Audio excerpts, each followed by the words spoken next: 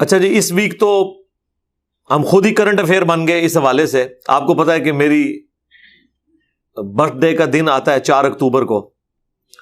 تو 8 سے 2 سال پہلے جب میری 43 اینیورسری تھی برتھ ڈے کی، اس دفعہ 45 ہوئی ہے، 1977 کی میری پیدائش ہے. تو لوگوں نے جو ہے وہ مختلف قسم کی ایکٹیویٹیز سوشل میڈیا کے اوپر پرفارم کی. مجھے پتا چلا، میں نے 2 سال پہلے بھی منع کیا تھا اس قسم کی حرکتوں سے. آپ لوگ تو اپنی محبت میں اس چیز کا اظہار کر رہے ہوتے ہیں، لیکن آپ کو آئیڈیا نہیں ہے کہ اس کی وجہ سے دعوت کا نقصان ہوتا ہے. وہ لوگ میرے کھاتے میں ڈال دیتے ہیں. اس لیے میں چاہ رہا ہوں کہ ویڈیو میں یہ کلیریفیکیشن بھی دے دوں اس حوالے سے کہ میرا کسی قسم کی اس طرح کی ایکٹیویٹی سے کوئی لینا دینا نہیں ہے. ہاں، جو لوگ اپنے بزرگوں کی کر رہے ہیں، وہ باپا جانی کرتے ہیں، تو ظاہر ہے آفیشلی وہ اپنے سامنے کرواتے ہیں 26 رمضان کو. تو ہم نے تو سامنے نہیں کروائی، ہم تو کنڈیم کرتے ہیں. ہماری کوئی چندہ بک نہیں ہے، کوئی مسجد نہیں ہے، کوئی مدرسہ نہیں ہے، اس لیے کہ ہم نے چندے بھی آپ کو دینے ہیں، بچے بھی آپ کے مدرسوں میں جانے ہیں، نمازیں بھی آپ کے پیچھے پڑھنی ہے. ہم آپ کو مسلمان سمجھتے ہیں، خواہ بریلوی ہوں، دیوبندی ہوں، اہل حدیث ہوں، خواہ شیعہ ہوں. تو مسلمان جب سمجھ رہے ہیں تو ہمیں لہٰذا سے کوئی اس طرح کی ایکٹیویٹی پرفارم کرنے کی ضرورت ہی نہیں ہے. تو میرے نام کے اوپر جو بھی اس قسم کی حرکت کرتا ہے، میں اس سے اعلان برات کرتا ہوں. اسی طریقے سے میں نے سختی سے منع کیا ہوا ہے کہ ہماری جو ویڈیوز ہیں، جو ویڈیوز ہمارے آفیشیل پلیٹ فارم سے اپلوڈ ہوتی ہیں، ان کے اوپر کوئی شخص بھی ویڈیو ایڈ نہ چلائے. مونیٹائزیشن سے ہم نے کبھی بھی منع نہیں کیا، صرف کا اسکروٹنگ کر لیں، امیجز والا اشتہار آئے، لیکن ویڈیو اشتہار کیٹاگوریکلی اس سے بچیں. اس کی وجہ یہ ہے کہ حلال پروڈکٹ کے اشتہار میں بھی وہ بے پردہ عورتیں لے آئیں گے. تو کوئی شخص یہ گوارا کرے گا کہ بے پردہ عورتوں کو دکھا کے اس کی کمائی کھائے، تو ویڈیو ایڈز میں ہی ہو رہا ہوتا ہے. اس لیے میرا اعلان برات ہے، اور ہم نے کچھ لوگوں کو سٹرائکس پھر بھیجی ہیں، پھر وہ لائن پہ آئے ہیں تو پھر ہم نے وہ سٹرائک واپس لے لی ہیں. ادروائز چینلز بھی ڈیلیٹ ہو سکتے تھے. 7 دن کا ٹائم ہوتا ہے. ویسے تو ڈائریکٹ بھی ڈیلیٹ کروائی جا سکتی ہے، لیکن 7 دن کا ہم ٹائم دیتے ہیں. تو یہ اس قسم کی جو حرکتیں کر رہے ہیں، میں انہیں دوبارہ وارن کر رہا ہوں کہ وہ اپنی ان حرکتوں سے باز آ جائے. مجھے یہ بھی پتا چلا ہے کہ سوشل میڈیا کے اوپر بعض لوگوں نے میرے نام کے اوپر فیک اکاؤنٹ بنائے ہوئے ہیں، اور وہ صحابہ اکرام علیہم رضوان کے بارے میں یا لوگوں کے کھڑے کیے ہوئے بزرگان دین کے بارے میں گندے الفاظ استعمال کرتے ہیں، گالی گلوچ استعمال کرتے ہیں. تو میرا بالکل اعلان برات ہے. میں صرف اپنے پلیٹ فارم سے اپلوڈ ہونے والی ویڈیو کا ذمہ دار ہوں، اور جو کچھ میں نے ویڈیو میں بولا، اور وہ بھی کانٹیکسٹ کے ساتھ، سیاق و سباق کے ساتھ، اس کا ذمہ دار ہوں. نہ کسی پوسٹ کا ذمہ دار ہوں، نہ کسی غلط تھم نیل کا ذمہ دار ہوں، نہ کسی اسٹوڈنٹ کی ایکٹیویٹی کا ذمہ دار ہوں، اور نہ کسی جعلی اسٹوڈنٹ کی ایکٹیویٹی کا ذمہ دار ہوں کہ لوگ، یعنی ہمارے پلیٹ فارم پہ آپ کو پتا ہے وہ لوگ بھی جمع ہو گئے جو مولویوں سے متنفر تھے.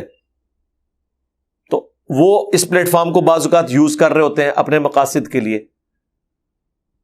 بعض اوقات جینوئنلی ہمارے اسٹوڈنٹس بھی اس طرح کی کوئی حرکت کر دیتے ہوں گے، یقیناً معصوم تو نہیں ہے، لیکن اللہ کے فضل سے یہ واحد پلیٹ فارم ہے. پہلے دن سے میں ان تمام چیزوں سے اعلان برات کر رہا ہوں. لیکن آپ دیوبند، بریلوی، اہل حدیث، شیعہ کے بابوں کو دیکھیں، وہ کبھی اعلان برات نہیں کرتے، الٹا اپنے سامنے اپنی اس طرح کی تعظیم کرواتے ہیں. وہ کبھی ان چیزوں کو کنڈیم نہیں کرتے. جو کنڈیم نہیں کرتے الٹا کرواتے رہے ہیں، ان کے بارے میں ان کا حسن ظن ہے. اور جو پہلے دن سے چیخ چیخ کے کہہ رہا ہے کہ یہ کام نہیں کرنا، اس کے بارے میں کہتے ہیں کہ نہیں یہ کرواتا ہے. کتنی حیران کن بات ہے. جنہوں نے خود اپنی باتیں کروائی ہوئی ہیں ان کے بارے میں تو آپ ماننے کے لیے تیار نہیں ہے. جنہوں نے اپنے ناموں کے کلمے پڑھائے یا ان کلموں کو انڈورس کیا، ان کو تو آپ غلط کہنے کے لیے تیار نہیں ہے. جو بندہ بار بار کہہ رہا ہے کہ میرا کوئی لینا دینا نہیں اس مسئلے میں، اس کے بارے میں اس طرح گمان کرنا. میں نے اسی لیے مجلس 50 جو میرا انٹرویو تھا، جس میں 22 سوالات تھے 4 گھنٹے میں، اس میں نے ساری کلیریفیکیشن اپنی ذات کے حوالے سے دے دی ہوئی ہیں 8 سے آلموسٹ 4 سال پہلے. ویسے تو ہمیشہ سے دیتا آ رہا ہوں جب سے یہ ویڈیوز ریکارڈ ہونی شروع ہوئی ہیں، لیکن اب آپ کو پتہ ہے والیوم بہت زیادہ ہو گیا اس دعوت کا. ہمارے اس پلیٹ فارم کی وجہ سے صرف یہ نہیں ہوا کہ لوگوں کے سامنے اس پلیٹ فارم کی اتھینٹسٹی سامنے آئی ہے کہ ہر چیز ریفرنس سے بیان ہو رہی ہے. یہ تو ہوا ہی ہوا ہے, لیکن اس کا سائڈ بینیفٹ یہ ہوا ہے کہ باقی سارے فارغ ہو کے جائے. وہ آپ کوئی حدیث بھی بیان کر رہے ہو نا, لوگ کہتے ہیں نہیں ان کا تو پتہ ہی نہیں, کہانیاں بیان کرتا ہے, پتہ نہیں حدیث ہے کہ نہیں. ان کی کریڈیبلٹی بھی ختم ہو گئی ہے, اور ظاہر ہے کہ ٹھیک ہی سمجھتے ہیں, 100 میں سے 90 باتیں غلطی بیان کرتے ہیں وہ, تو ان کی کریڈیبلٹی علیحدہ سے ختم ہوئی ہے. اور پھر آ کے علماء یہ کہہ رہے ہوتے ہیں کہ جی انجینئر صاحب بند کمرے میں بیٹھ کے جناب چھوڑتے رہتے ہیں. سرکار یہ جو ہم بند کمرے میں ایک کلپ چھوڑتے ہیں نا, آپ پوری زندگی میں اس طرح کا کوئی ایک کلپ بنا کے بتائیں جس میں قرآن و سنت کے حوالے لگے ہوئے ہوں. آپ بھی تو بند مسجد میں بیٹھ کے چھوڑ رہے ہوتے ہیں نا, یہاں پہ بھی تو 250-300 بندہ موجود ہے نا.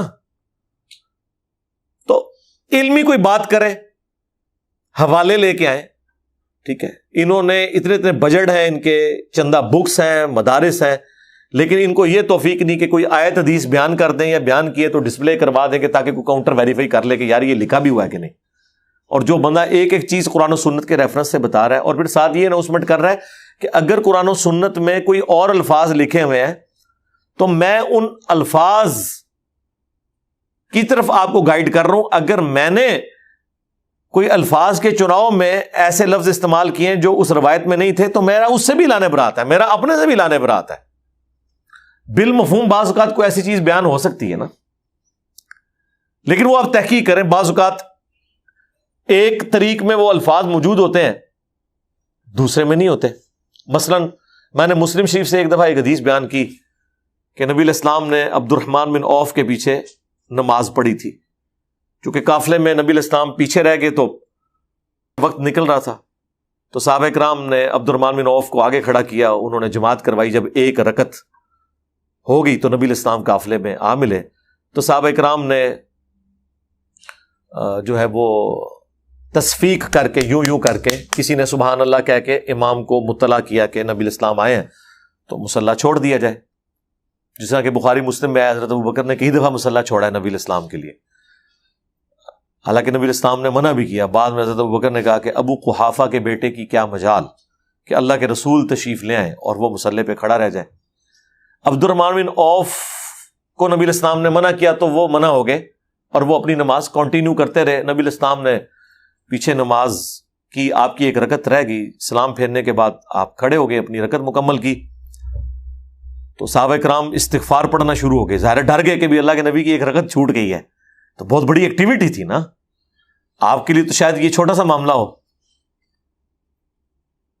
تو بعد میں ہم سے کسی نے مجھے ای میل پہ رابطہ کیا کہ یہ جو آپ نے آخری الفاظ بولے ہیں نا کہ صحابہ کرام ڈر گئے اور استغفار پڑھنا شروع ہو گئے, یہ تو مسلم شریف میں موجود نہیں ہے. مسلم شریف میں تو اتنا ہی ہے کہ نبی علیہ السلام نے نماز پڑھائی.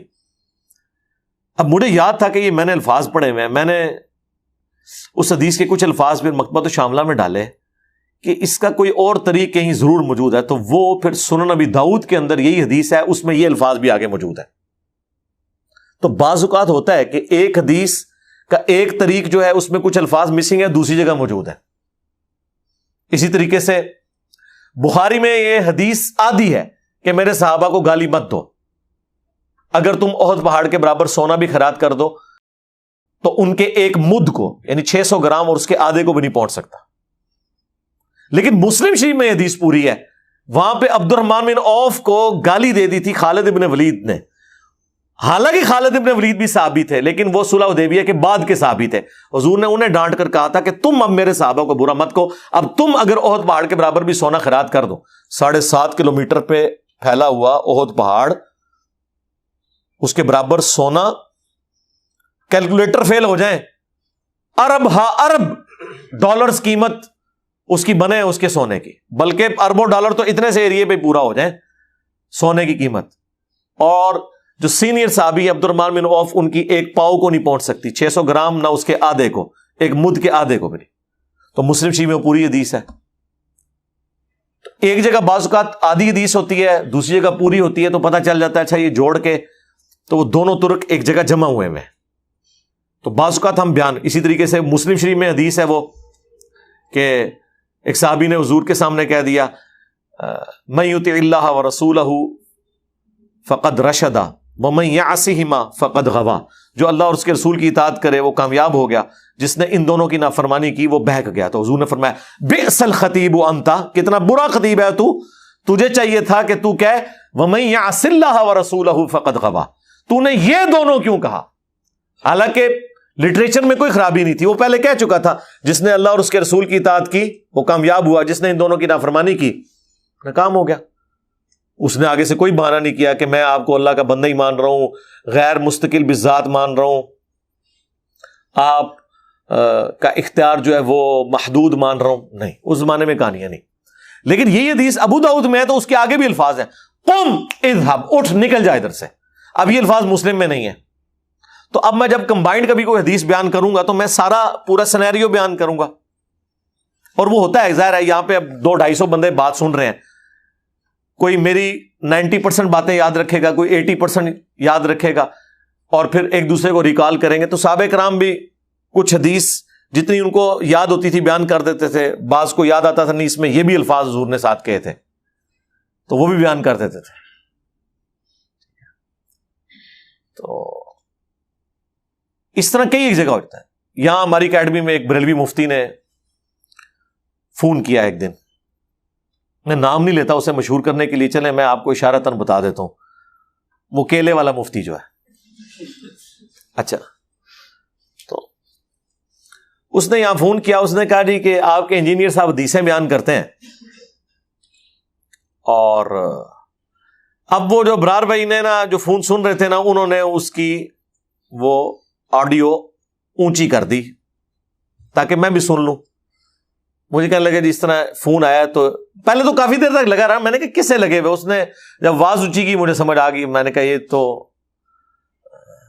عالم دین ہے۔ تو اور عالم دین ہم سے یہ پوچھ رہا ہے کہ جی وہ انجینئر صاحب نے ویڈیو میں بیان کیا ہے، اپنے پمفلٹ میں بھی انہوں نے لکھا ہے کہ نبی الاسلام کے اوپر جب بیماری کا غلبہ ہوا تو تکلیف کی وجہ سے بار بار اپنے چہرے سے چادر ہٹاتے تھے اور کہتے تھے لعن اللہ الیہود والنصارى اتخذوا قبور انبیاء مساجدہ، اللہ کی لعنت ہو یہود و نصارہ پر کہ انہوں نے نبیوں کی قبروں کو سجدہ گاہ بنا لیا تھا۔ اور ساتھ ام عائشہ کے الفاظ ہیں کہ اگر ہمیں خطرہ نہ ہوتا کہ لوگ رسول اللہ کی قبر پہ سجدے شروع کر دیں گے تو ہم زائرین کی زیارت کے لیے اس قبر کو اوپن چھوڑ دیتے۔ تو یہ باقی الفاظ تو مل گئے ہیں، لیکن یہ جو الفاظ ہیں کہ حضور گھبراہٹ کی وجہ سے اپنے چہرے مبارک سے چادر ہٹاتے تھے، یہ تو بخاری مسلم میں موجود ہی نہیں ہے۔ تو یہ رسول اللہ پہ جھوٹ باندھا ہے آپ کے انجینئر صاحب نے، انہیں کہ رجوع کریں۔ اب جس کو تھوڑا بہت بھی علم حدیث ہے نا، تو اسے یہ بات پتہ ہے کہ بخاری مسلم جو پرنٹ ہو رہی ہے نا عربی میں، اس میں ہر حدیث کے اینڈ پہ نا اس حدیث کے جو باقی طرق ہیں نا ان کے نمبر بھی لکھے ہوئے ہوتے ہیں۔ ایک جاہل آدمی بھی ڈھونڈ سکتا ہے جسے تھوڑا سا پتا ہے اور ہمارا اسٹوڈنٹ ہے وہ، پر خیر جاہل تو رہے گا نہیں نا، وہ تو مفتی کو بھی پیچھے چھوڑ جائے گا، لیکن علماء کو تو پتا ہوتا ہے۔ تو میں نے میرے پاس تو ریئل ٹائم وہاں عربی والی بخاری مسلم پڑھی تھی، میں نے کہا اس کو کہہ کے ذرا نمبر پڑھے، ہمیں تو پتا تھا، اس نے کہا جی پمفلٹ پہ یہ نمبر لکھا ہوا ہے، تو وہ پمفلٹ والا نمبر اس نے کہا کہ یہ دیکھو اس میں الفاظ کوئی نہیں ہے۔ تو میں نے کہا اس کو، میں نے اس کو اشاروں سے کہا کہ اسے یہ بتاؤ کہ یہ اینڈ پہ نا وہ نمبر لکھے ہوئے، تو اس نے پھر اس کو بتایا کہ اس کے اینڈ پہ آپ دیکھ رہے ہیں باقی طرق کے نمبر بھی لکھے ہوئے ہیں، کیا آپ نے وہ چیک کیے؟ کہتا نہیں، تو ان کا ان کو چیک کرو، چیک کیے تو اس میں الفاظ موجود تھے۔ ٹھیک ہے، تو ہم پہ فوراً الزام لگا دیتے ہیں کہ جی اے جناب کولوں گلا بیان کرتا ہے۔ ٹھیک ہے، پھر ہم پتہ ہے رجوع کر لیتے ہیں، جب رجوع کرتے ہیں تو وہ رجوع پھر بڑا خطرناک ہو جاتا ہے۔ ہاں، وہ پھر رجوع ہم کوئی ایک سٹیپ آگے لے جاتے ہیں۔